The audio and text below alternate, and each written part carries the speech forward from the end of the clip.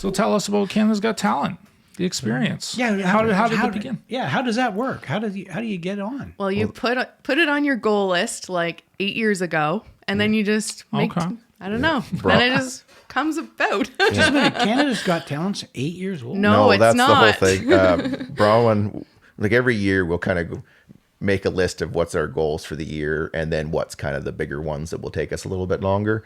And then there was no Canada's Got Talent at the time, but she wanted to be on one of the talent shows, so she had on this. She wants to be on Canada's Got Talent, but it didn't exist yet, and stuff like this. So they started it because of you. Yeah, I know. basically. Yeah, wow. You're welcome.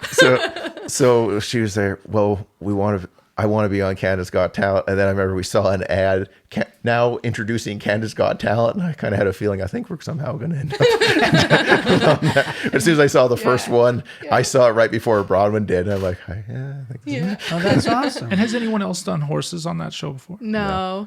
Cool. It's one of a kind act. Yeah, you for guys sure. were pleasing a crowd, man. Yeah, cool. People loved it. We were Yeah. we enjoyed it. I really didn't know what to expect. Like I assumed it would be good, but I just had no concept of what I thought it would interesting be. thing, eh? And that, but so we applied the very first year, and then really never heard anything about it. Like we sent it off into thin air as far as we knew. And then the second year we did it again, and then the second year they got back to us right away, and they said the first year they remembered us, but basically because it was the first season, they weren't really taking on stuff that was going to be maybe really tricky to pull off. Like Sure. you can have another singer there. It's not really going to matter a lot as far as planning goes.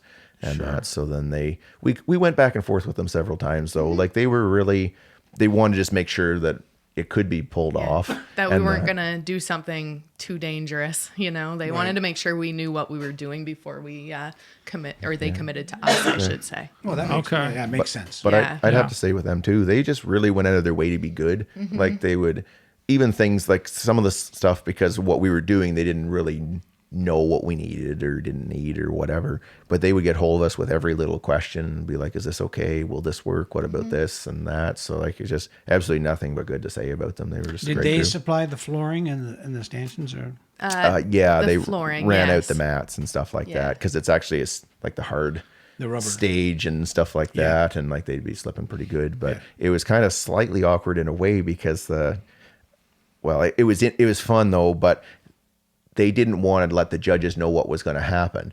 So everything there, we were interviewed backstage, and they would basically ask us to give a couple sets of answers. Like said, like one, explain exactly what you're going to do, and in the next one, tell us, but don't kind of give the details away. They wanted to surprise the judges with the horses. It looked really genuine. Yeah. You guys walked out, they were surprised. Yeah. But That was 'cause great. At the one point there, though, we go out and Howie Mandel is asking us about our act, and they're like, so tell us about yourselves and stuff like this. And we're kind of like, well, we do what we do, and we like what we do, and we've done it for a while, and that's why we do what we do, and we're going to do it here. Because you guys came out together Yeah. before you went and got the horses. Yeah. That's right. So. Yeah.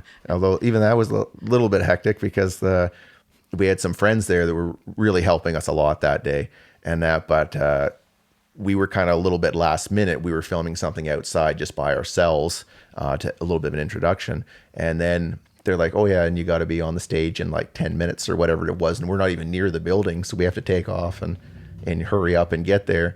And then we pulled the horses off the trailer, and you're just kind of praying they're still clean, because you didn't have time to actually get them very ready.